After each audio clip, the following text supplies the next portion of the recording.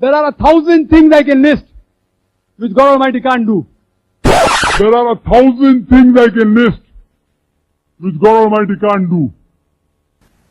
أحسن الله إليكم. وهذا سائل يقول: هناك داعية مشهور له دعوة عالمية يقول إن الله لا يقدر على كل شيء، ويقول أنا أعلم 1000 شيء لا يقدر عليه الله تعالى، فهل هذا من الدعاة على أبواب جهنم، وهل يجب التحذير منه؟ هذا ملحد، اللي يقول الكلام هذا ملحد في أسماء الله وصفاته. ولله الأسماء الحسنى فادعوه بها وذروا الذين يلحدون في أسمائه سيجزون ما كانوا يعملون. إن الذين يلحدون في آياتنا لا يخفون علينا أفمن يلقى في النار خير أم من يأتي آمنا يوم القيامة. اللي يقول إن الله ليس على كل شيء قدير، سبحان الله، الله يقول والله على كل شيء قدير.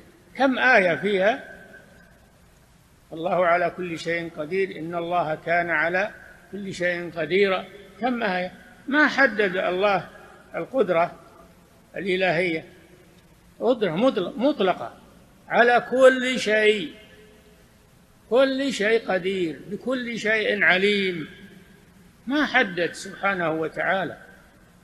وأنت تحدد تقول لا، هناك أشياء ما يعلمها الله وأنا أعلمها، هذا من الإلحاد في أسماء الله وصفاته. وما كل داعية يكون على حق. اسمعوا كلام الرسول: دعاة على أبواب جهنم. ما كل داعية يكون على حق. نعم.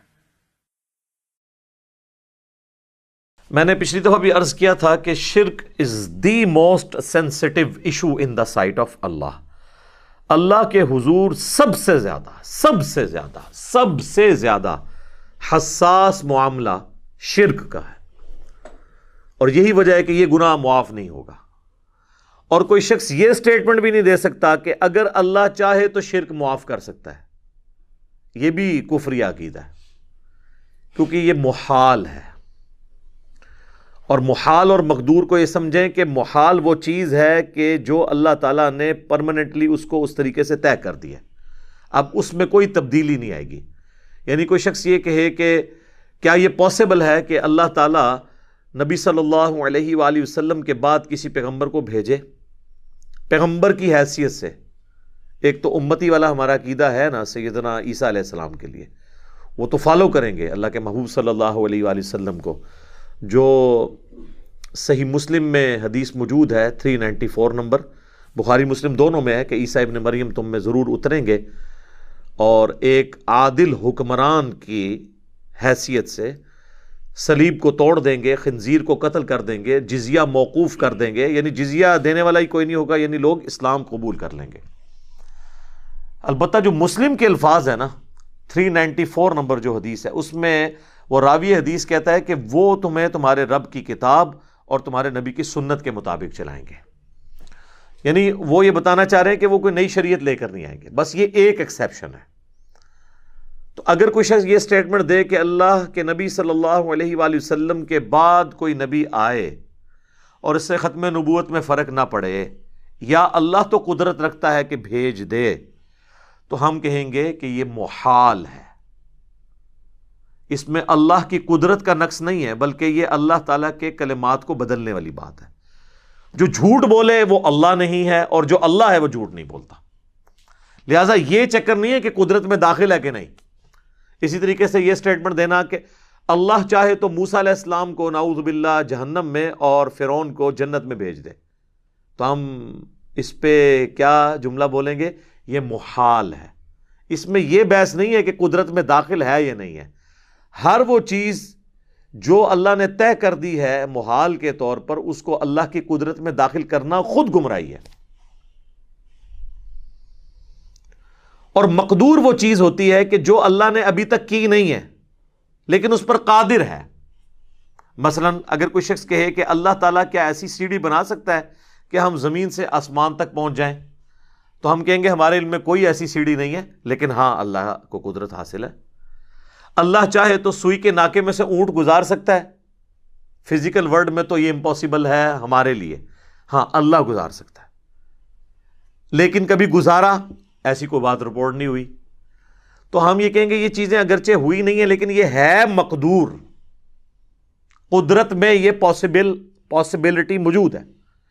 لیکن جس چیز کی پاسبلٹی قدرت میں داخل آپ نہیں کر سکتے، اب ظاہر ہے اگر یہ بھی سٹیٹمنٹ آپ دے دیں گے کہ اللہ کو قدرت نہیں ہے تو وہ آپ پہ لوگ فتویٰ لگانا شروع کر دیں گے ان اللہ علی کل شیء قدیر کے حوالے سے، حالانکہ ان کو نہیں پتا، یہ باقاعدہ علم الکلام کی بحثیں ہیں پوری. ان اللہ علی کل شیء قدیر کا مطلب قطعاً یہ نہیں ہے جو عوام الناس لیتی ہے. اس لیے آپ کو پتا ہے غیر مسلم نے آج سے کئی سال پہلے ڈاکٹر ذاکر نائک سے اسی حوالے سے سوال کیا تھا، تو اس نے کہا کہ ہمارا قطعاً مسلمانوں کا یہ عقیدہ نہیں ہے کہ اللہ تعالیٰ ہر چیز کر سکتا ہے، بلکہ وہ چیز کر سکتا ہے جو اس کی قدرت میں داخل ہے، اور جو اس نے خود اپنے لیے مقرر کی ہے کہ یہ چیزیں محال ہیں وہ ہم اس کی قدرت میں داخل بھی نہیں کریں گے. اب یہ پیورلی ایک علمی بحث تھی. اب سعودی عرب کے جو ایک شیخ ہیں شیخ صالح فوزان یا فوزن کیا نام ہے ان کا، ان کو کسی نے سوال کر دیا کہ ایک انٹرنیشنل سپیکر ہیں نام لیے بغیر، اور وہ یہ کہتے ہیں کہ اللہ تعالیٰ ہر چیز پہ قادر ہے، یہ ہمارا عقیدہ نہیں ہے، اور بس اسی سٹیٹمنٹ کے اوپر انہوں نے کہا یہ بندہ کافر ہے. حالانکہ ان علماء کے پاس کوئی فقہ ہوتی تو یہ سوچتے کہ اگر ایک انٹرنیشنل سپیکر ہے جو لوگوں کو اسلام کی دعوت دیتا ہے، اس کو کسی ہلکے کتے نے کاٹ لیا ہے کہ اس نے یہ کہنا ہے کہ اللہ تعالیٰ ہر چیز پر قادر نہیں ہے، تو یہ مجھے آگے کوئی سوال کرے تو میں فوراً کہوں گا کہ یار وہ جو بات کی ہوگی وہ محال اور مقدور کی کانٹیکسٹ میں ہو رہی ہوگی. انہوں نے پکڑ کے سیدھا سیدھا فتویٰ لگا دیا. میں نے پھر اس عرب کے مولانا کے اوپر گرفت کی، وہ آلموسٹ آپ سمجھ لیں بڑے لیول کے مفتی ہیں عربی، تو وہ پھر اہل حدیث میرے خلاف ہو گئے، جی اتنے بڑے شیخ ہیں ان کے بارے میں آپ نے بات کر دی. اس شیخ نے ایک مسلمان پہ کفر کا فتویٰ لگا کر خود اس کی طرف کفر لوٹا، اس کے ایمان کی فکر نہیں ہے، اس کا نکاح بھی ٹوٹ گیا، وہ توبہ کروائے اس سے توبہ کرانے کی بجائے میرے پیچھے پڑ گئے. اس طریقے سے اگر آپ کسی پہ کفر کا فتویٰ لگائیں گے کیٹاگوریکلی، تو بخاری مسلم کی حدیث ہے اگر کسی نے کسی مسلمان کو کہا اے کافر اور اے فاسق، تو دونوں میں سے ایک ہو گیا. اگر وہ کہنے والا درست تھا تو جسے کہہ رہا ہے کہ وہ ہو جائے گا، اور اگر کہنے والا غلط تھا تو پھر کفر اس کی طرف لوٹ آئے گا. تو یہ محال اور مقدور کی چیزیں علم میں ہونی چاہیے. اکثر اس قسم کے سوالات ہوتے رہتے ہیں کہ جی کیا اللہ تعالیٰ ایسا پتھر بنا سکتا ہے جسے خود نہ اٹھا سکے؟ تو ہم اس کے جواب میں کیا جواب دیں؟ اگر آپ یہ کہیں گے کہ ہاں بنا سکتا ہے تو دوسری قدرت کی نفی ہوگی کہ اسے اٹھا نہیں سکتا. ٹھیک ہے، کتنے ٹرکی سوال ہیں.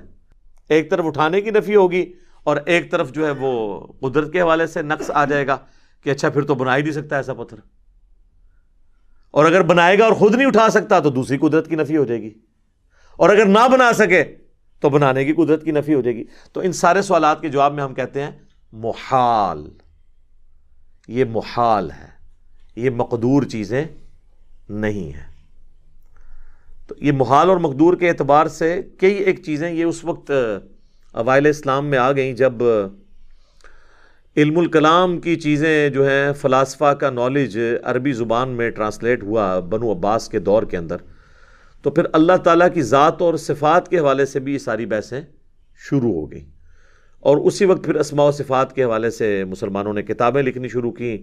استواء علی العرش کا عقیدہ، اس کے حوالے سے اختلاف، پھر اللہ تعالیٰ کی جو معیت ہے انسان کے ساتھ، نحن اقرب الیہ من حبل الورید، ہم تمہاری رگے جان سے زیادہ تمہارے قریب ہوتے ہیں، یہ ساری بحثیں اس وقت پھر شروع ہوئیں.